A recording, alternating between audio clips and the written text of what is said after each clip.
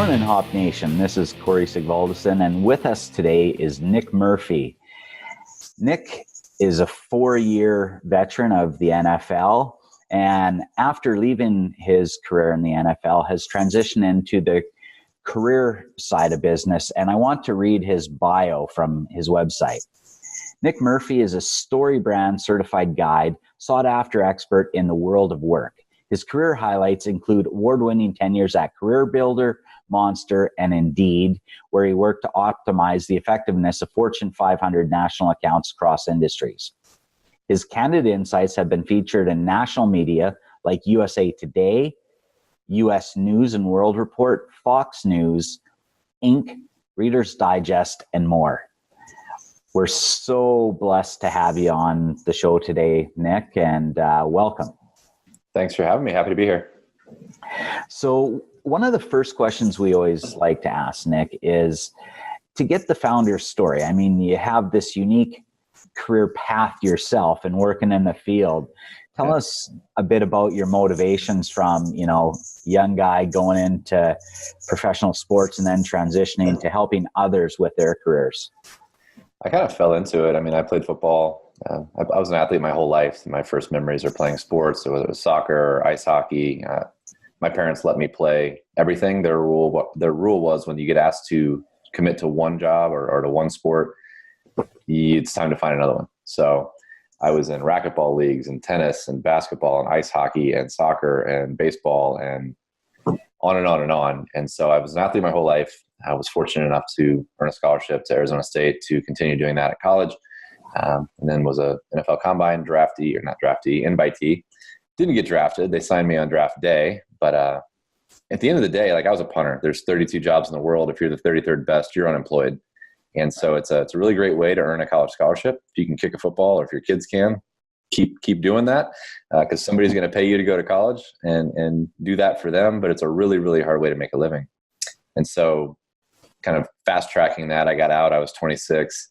And I didn't have a traditional background. I didn't have time for an internship in college. The NCAA has some weird rules about how much money you can make and how much time you can spend working as a scholarship athlete. So I didn't have that. I had a bachelor's degree. School was easy. But I'd been kicking a piece of inflated pig leather for 4 years. And that's not highly transferable in the corporate sector, as it turns out. So I kind of fell into the space by trying to create a solution to my own problem, which was co-founding a video resume company and basically giving people a platform. This is back in 2006, pre-broadband, pre-iPhone. It was kind of a crazy idea to try to scale. And obviously it didn't work out, but that's how I got into the space. It was really, when I got in front of people, I did well. My resume looked very bare because it was, but there was a context and a story to why that was what it was. And that didn't exclude me, in my mind, from at least a seat at the table in the interview process. And so was able to raise $500,000 for that, go position those things. Learned a lot about job seeker behavior, other people that have those struggles, all the broken processes in HR and talent acquisition, and just kind of followed that into CareerBuilder and Monster and Indeed, and back out on my own to start another job site, and then decided that I know a lot about this stuff, and maybe the rat race isn't for everyone. So how do I help people build a bridge to their next thing without risking it all and putting their family's livelihood and finances at risk? Well, I love it. And you've bridged kind of the employee and the entrepreneurial role. So you're able to relate. Exactly. And I love that entrepreneurial story of sometimes we do it out of sheer necessity, when opportunity is not presenting itself, or out of this desire and passion, which is probably the second bout, going at it. It was, look, I got this and this is what I'm being called to do. Is that a fair statement? Yeah, I think at some point it's all too. I mean, I've always thought like a marketer, but I liked money. So I found myself going to sales because I could do it. I never really loved sales. I hated the process of it.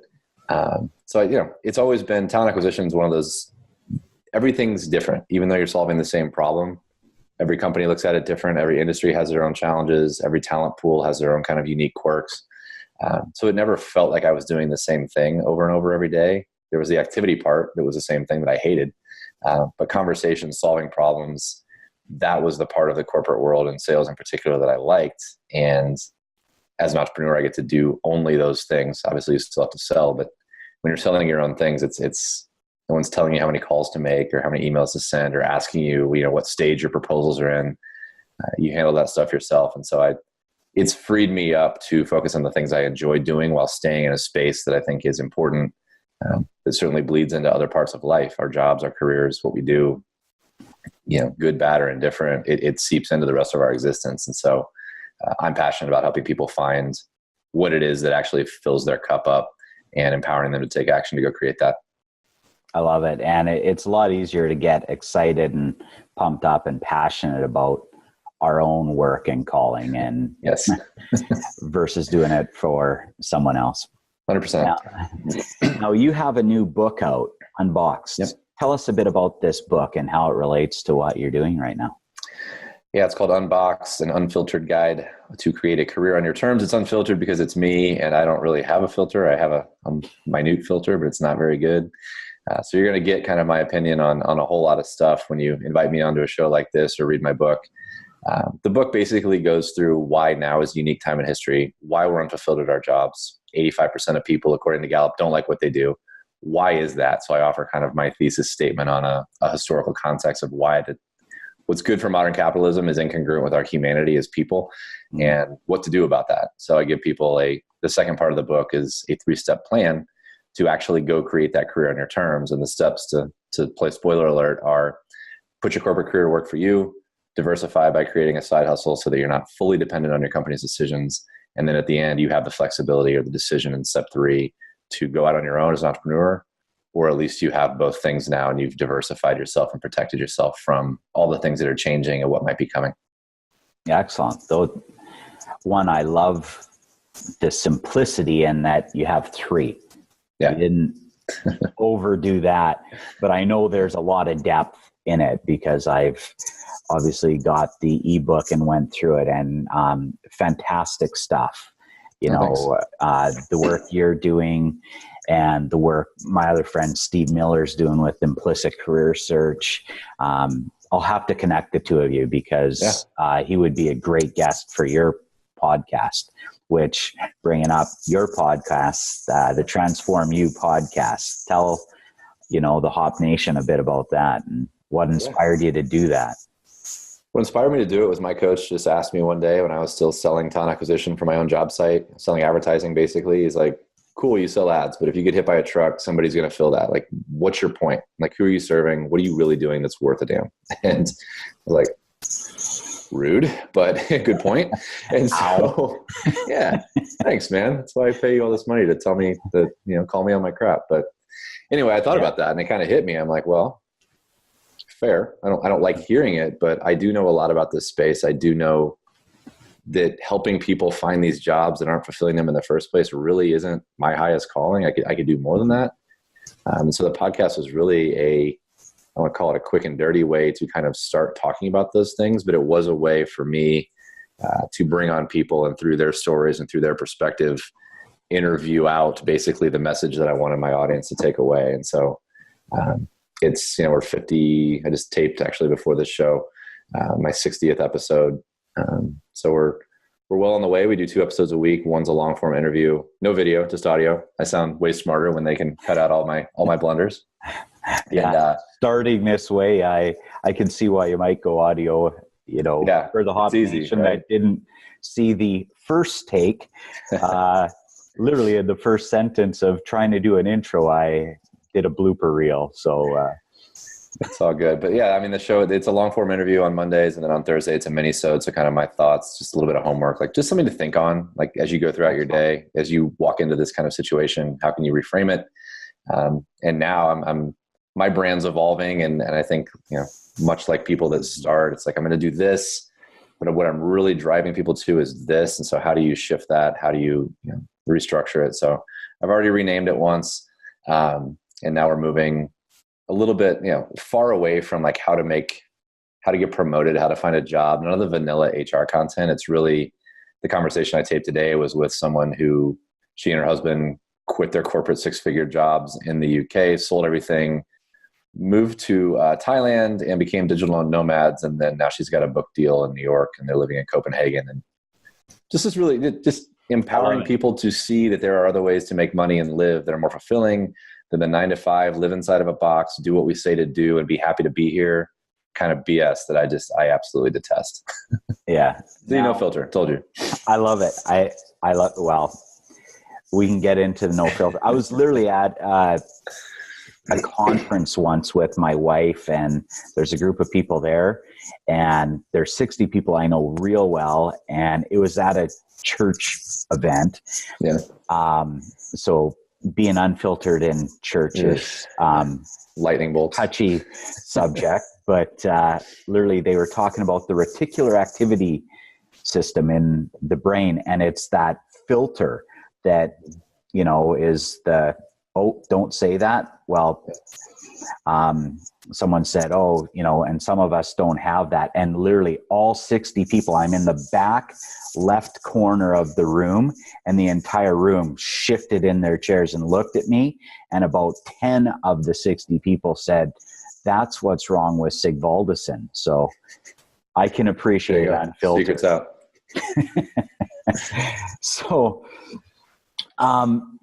now let's step back and talk about, you know, now you're in this coaching consulting role yourself, but you talked about being in sport all your life, and a lot of what we learn, you know, about coaching, you know, comes from sport. So tell us maybe some of the good lessons you learned from coaching growing up in the sport field as it relates to what you're doing now. And then the second part of that, I'd like to hear, what are some of the negative things from coaching and the sports metaphor and analogy and experience to what you're not going to do now as someone doing that yourself?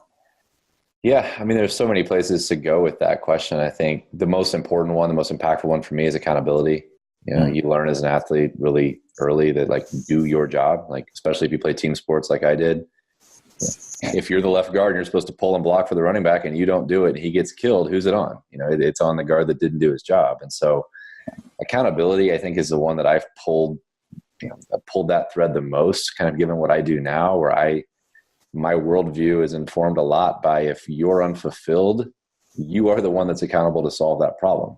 And you're the one that's accountable to remove those blockers and to explore opportunities and see how you can fix that, because that is a problem. That's not a way any of us should live. So accountability is the biggest one. I think teamwork, trust, resilience is another big one. Like the amount of times, especially, you know, I was cut 7 times in 4 years in the NFL as a punter. And I mean, I know how to rebuild myself. I know how to get back up, and I'm not afraid of failing and starting over from scratch at any point in my life. And I think those accountability and resilience are the two that have made the biggest impact on who I am and what makes me, I think, a coach that people enjoy learning from, being inspired by, listening to, whatever they might say. I love it. The flip side of that, since you asked, is we're really hard on ourselves as athletes. And I remember as a kid, my dad was wise beyond his years, I guess, because I was driving, or he was driving me rather, as a kid to something, or I was coming home, and he literally, I'd be, you know, I didn't do anything perfect, or I only hit 1 home run instead of 3, and I was up 3 times. And he literally pulled the car over and he's like, say 3 things you did well. We're not moving until you do. I was like, it was really hard. I was like, because I was really, really hard on myself. Super, super competitive, perfectionist. And so those are the things I think in sports that, if you're going to lean to a side, I'd rather somebody want everything to be really good and work hard at it and expect the best from themselves. But on the other side, there's a balance where you can't beat yourself up over things that are gone and done. Right. So how do you use that adversity with that perfectionist mindset, being accountable to the entire thing, to put it together and say, all right, there's your plan. Let's do this. And we're going to figure it out. We're not going to do it perfectly. And that's fine. We're going to learn, we're going to move forward, and we're going to win in the end.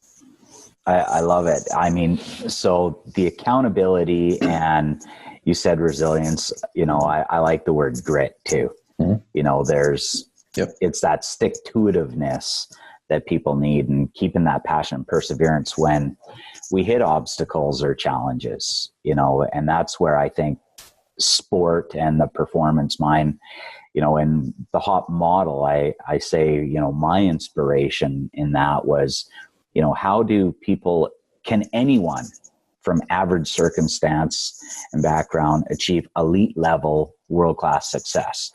Yeah. And like someone like yourself, to reach the NFL, you're a 1%er. There's very few people in the world that have the opportunity to even be in the draft. Yeah. Out of all college players, it's a small percentage. And then why is it that not everyone who dreams or wishes for this high level success gets there? And I think it comes down to two things.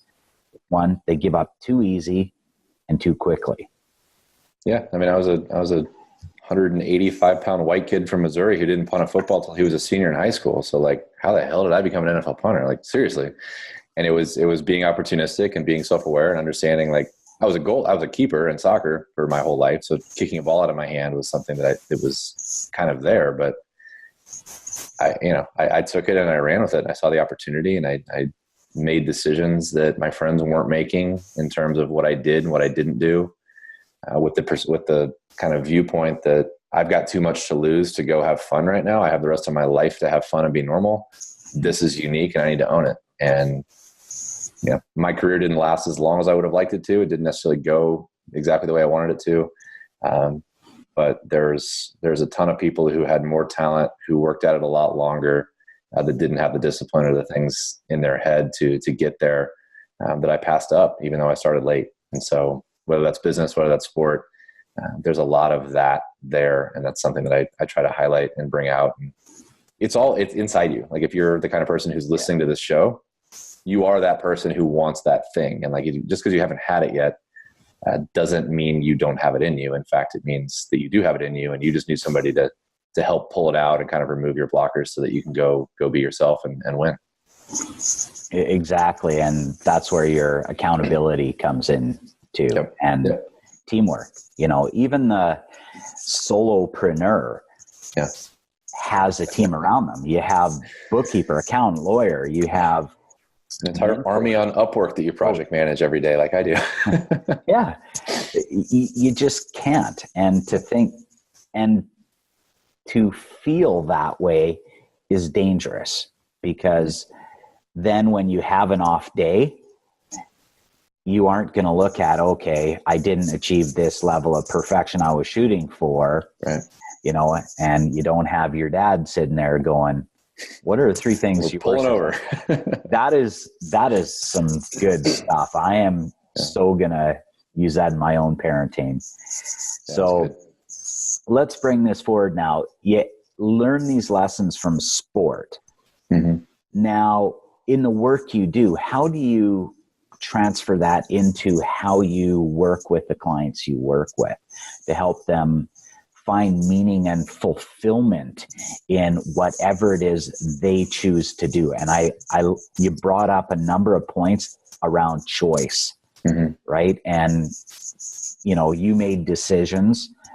Decision and choice are part and parcel. And at some point, we have to own and be accountable to ourselves, but also others for those choices and decisions. So how do you transfer those lessons from sport into coaching others now? It's kind of high level, but I mean, there's a lot of synergies. I mean, life's the ultimate game, if you think about it, and we get to play it the way we want, and we get to craft our game plan, and we get to pick our coaches, and we get to pick our teammates and try to find fans that want us to achieve our greatest. And I think taking those lessons from sports and putting them into business with those kind of terminologies and like framing it that way, at least for the people that resonate with my message and my story and my style, they get it. And in my life with my coaches and people I've worked with or that I've been inspired by, the best advice I've ever gotten is usually the simplest phrasing ever. And it's just like, oh, it's that easy. Like, you just have that light bulb moment. It's not because it's the most wordy, thought-provoking Shakespearean articulation in history. This is a game plan, just like you did in this part of your life, just like you do here for your fitness journey you're on, just like you meal prep, just like you do these other things. You need the same thing for business. And if you just follow the plan, which clearly you're capable of doing because you do it in other areas of your life, I mean, let's just stay motivated to keep doing it. Let's be accountable, and let's make sure that we're iterating and taking stock and being self-aware and doing the things that are important to make sure that game plan doesn't need an adjustment. But if you're flying an airplane and you're going in the general direction, you change 1 degree and you could end up somewhere completely different. So it's really important to make sure that you're making those course corrections in real time. And I think that's the value of having a coach and working through a program and having other peers in a membership kind of community or private channel. They're going on the same path. They're basically pacing at the same level to pull from. So that's a really long-winded answer, but no, that was hopefully good. That's what you wanted. It was good. One of the things I picked up and kind of interpreted in my head is what we do in the small things is basically a tell for what we'll do in the big things. And we have to focus on the small things. And if you think of sport or even in the work we do, sometimes you have to slow down to speed up. Yeah. My high school football coach used to say, when you do the little things, the big things take care of themselves. Absolutely. And it's 100% true. Those nuggets of wisdom. And he won a national championship at Notre Dame back in the day. So he knew a thing or two about high level and achievement. So I thought that's one that's always stuck with me. Absolutely. So you talked about your father and how he was wise beyond his years. Who are other influences that have really shaped your life and given you lessons or been great mentors for you? Oh man, so many people. And I think you had Josh McClain on your show at one point, and he has this term called virtual mentors. I never thought about it that way, but I listen to a ton of audio. I listen to a ton of audiobooks and podcasts. Tim Ferriss is in that list. Dave Ramsey. I mean, people from all walks of life. And it's, so when I think about that, I'd have to literally sit here and write out 20, 25 people whose books or podcasts or shows or interviews have shaped me. But I think, we're all influenced more frequently than we might believe, particularly if you're someone who's an active learner and you're seeking those things out. It's very easy to find guides, to find coaches, to find inspiration.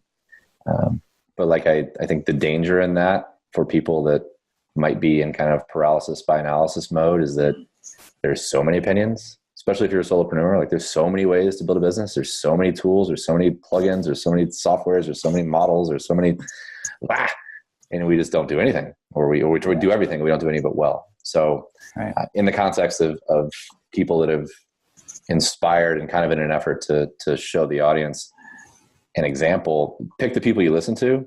And if they're not in your circle of friends, if you want something different than your peer group and you don't have any inspiration face to face, they are out there. They're out there on your podcast app. They're out there on the web, and you can find them. Just be very, very careful that you choose the people you listen to, but you also choose the people you don't listen to. Don't try to bring in too much. And I think you can learn a lot. You can be inspired by a lot, and you can get a pretty clear path. Maybe the execution is a one-on-one thing, but the ideas and the path are pretty much out there for free if you're looking hard enough. Absolutely. And it reminds me of something I said in a coaching session, and a friend of mine actually blogged about it afterwards. And it was how we can get so busy putting more and more stuff in. And, there's an abundance of knowledge in people, but sometimes, we're trying to squeeze in too much. Yep. And if we think of our schedules and the feeling of busyness, and priority, sometimes we'll squeeze something in, but a lot of times if we're squeezing something in, we're squeezing something out. So, for myself and for, the listeners, when you're doing that, when you're squeezing in that next thing, whether it's in your job or in your business, think about what you're sacrificing and squeezing out. And for a lot of us, it's really, I know for my own example, we're squeezing out those things that really are the priority, whether it's family, health, and we make excuses afterwards going, well, if I just do this. Right?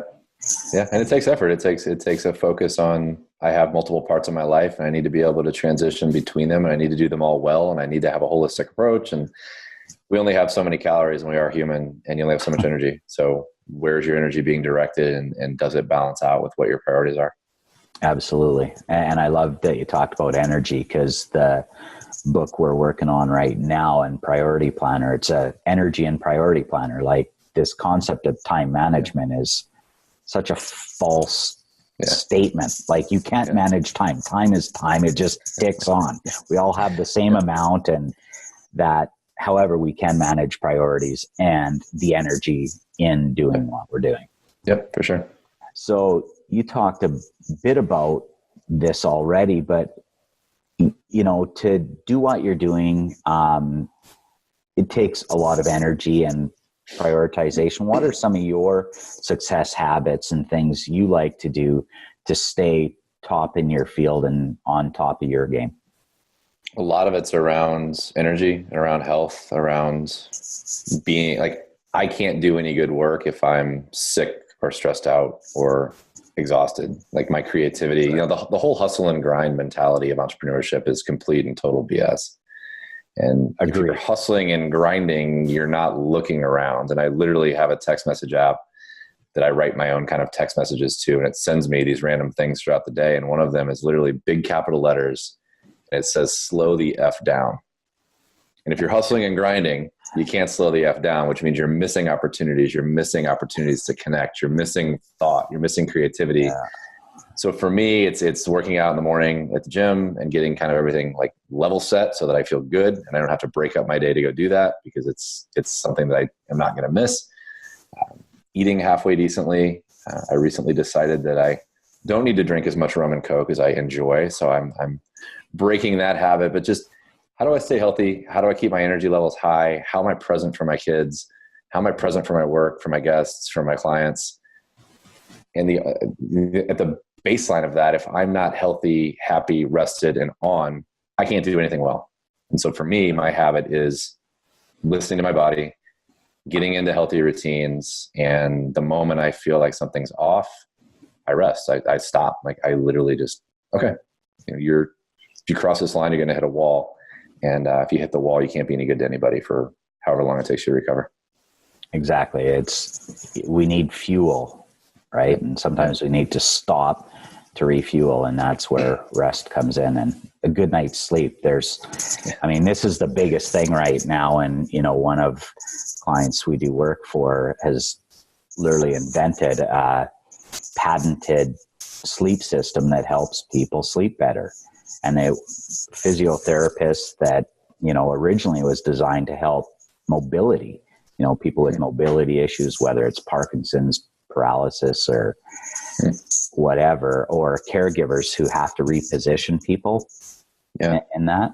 However, we've transitioned that now, or added to it this performance line, because, coming from pro sports, any little thing you can do is the difference between getting a Super Bowl and not making the playoffs in a lot of cases. Starting a video resume company.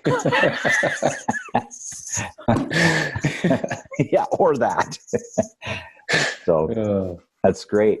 So let's talk now about what you're doing in that, where you're at. You've had this amazing career path. You have family, friends around you. Imagine now it's your 100th birthday celebration. Who do you want at your 100th birthday celebration? What would you like to have them saying about you, Nick Murphy, as the man? Oh, man, that's deep. In terms of who, just family, close friends, my kids, obviously, grandkids, or even great grandkids if I make it that far. In terms of what people would say, just that you made me think differently about things and inspired me to actually push myself to achieve what I want and be clear on what I want and go take action towards it. The results aren't as important to me as making that decision. That's excellent. I love it. It was short, nice, simple, but profound and deep. And you talked about that earlier. Sometimes it's not, the Shakespearean, and Beatitudes coming out the yin yang. It's right. Get the message to the point and it can be profound, and that was. So thank you for sharing. And thank you, Nick, for being on the podcast. For Hop Nation, we will put Nick's information for LinkedIn and his other social media and to his podcast, which I highly recommend checking out. And thank you again, Nick, and thank you, Hop Nation, for staying tuned. Thanks for having me.